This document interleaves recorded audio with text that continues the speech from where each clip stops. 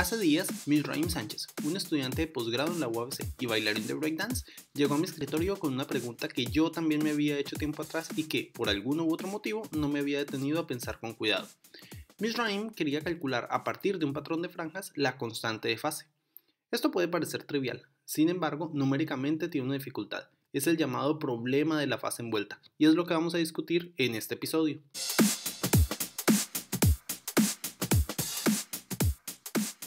Pensemos en esta situación.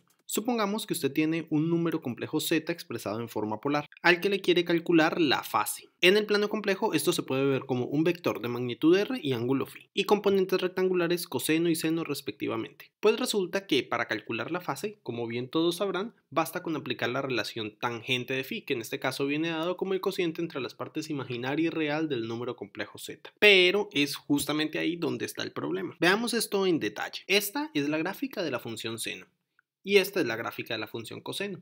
Y el cociente entre seno y el coseno, que es la tangente, da esta gráfica. Como puede verse, la tangente tiene estas asíntotas. La arcotangente, que es la función inversa a la tangente, tiene por gráfica este trazo. Dibujemos a un vector unitario que representa al número complejo z. Si el ángulo que forma el vector respecto al eje real está entre 0 y pi medios, el cálculo de la fase cae en la rama central de la función tangente y arcotangente, como lo muestran los puntos. Particularmente cuando el ángulo tiende a pi medios, la tangente tiende a infinito y la arcotangente alcanza su asíntota horizontal. Esto es debido a que para θ igual a pi medios el coseno vale 0, mientras que el seno vale 1 y el cociente de 1 sobre 0 es prácticamente infinito. Sin embargo, una cosa realmente interesante ocurre si el vector toma un ángulo mayor a pi medios. Lo que pasa es que en ese caso el cálculo de la fase cae en la segunda rama de la función tangente y arcotangente, como se muestra. Es decir, ocurre un brinco en la discontinuidad. Y eso es un problema porque si estamos a 135 grados, la arcotangente de menos 1, que debería dar 135 grados, resulta que arroja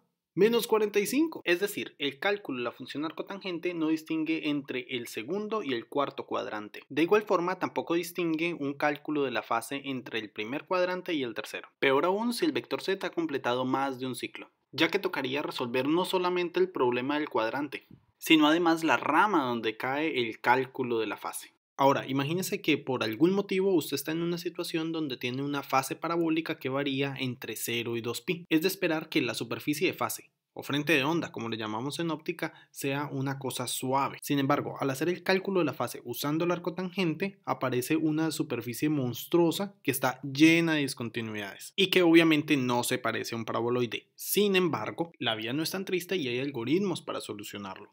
Uno de ellos, como ilustra Lady Quintero en su tesis de maestría, consiste en determinar justamente cuál es el signo de la discontinuidad, es decir, mirar si la discontinuidad ocurre por un brinco de positivo a negativo, de negativo a positivo, y entonces así sumar o restar más o menos pi dependiendo del caso. O proceder como hice yo de forma muy artesanal en mi tesis de maestría, sumando pi o 2pi dependiendo del tipo de cuadrante en el que cayera el cálculo. En el procesamiento de señales e imágenes eso se conoce como unwrapping. Y vamos a ver cómo se hace en MATLAB. Empecemos creando una superficie parabólica que varíe desde menos pi a pi. Para ello es necesario crear primero la malla XY y después un vector de distancias al origen de coordenadas elevado al cuadrado. Y voy a llamar z igual a e a la ir la superficie a la que le vamos a calcular la fase. En MATLAB la fase de un número o matriz compleja es muy fácil de calcular. Basta con invocar el comando angle para obtenerlo. Este comando lo que hace es simplemente el arco tangente de la parte imaginaria del número complejo dividido entre la parte real, como habíamos mostrado antes. Y como lo hace así de forma tácita, sin tener consideraciones de los cambios debidos a las discontinuidades que hablamos, entonces a esto le vamos a llamar la fase envuelta. La gráfica de la superficie de fase que se obtiene es la siguiente. Nótese cómo esto dista mucho del paraboloide que se estaba esperando. Para la fortuna de muchos de nosotros, desenvolver la fase es algo tan fácil como simplemente ejecutar el comando faceUnwrap, una rutina que puede ser fácilmente descargable del file exchange de MATLAB. Pero no es nada que nosotros no podamos hacer. Les dejo el reto. Espero que les haya gustado este video y bueno, pues sigamos hablando de matemáticas, física y óptica.